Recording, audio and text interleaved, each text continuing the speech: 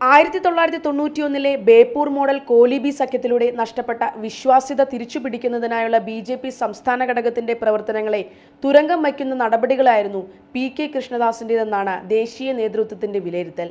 ബി.ജെ.പിയുടെ മുതിർന്ന നേതാവ് പി.പി. മുകുന്ദന്റെ അനുയായികൾ എന്നറിയപ്പെടുന്ന പി.കെ. കൃഷ്ണദാസും സംഘവും സംസ്ഥാന ഔദ്യോഗിക പക്ഷത്തിനെതിരെ പലതവണ തിരിഞ്ഞിരുന്നു.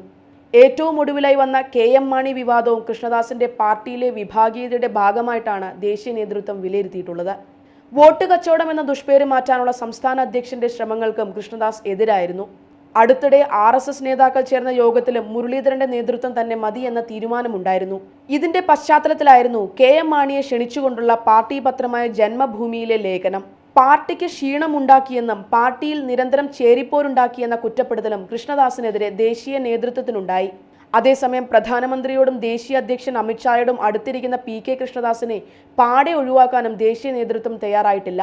ആശ്വാസമായി അദ്ദേഹത്തിന് കൊയർ ബോർഡ് ചെയർമാൻ സ്ഥാനം നൽകിയേക്കും. Lakshmi Ranjith, TV news, Delhi.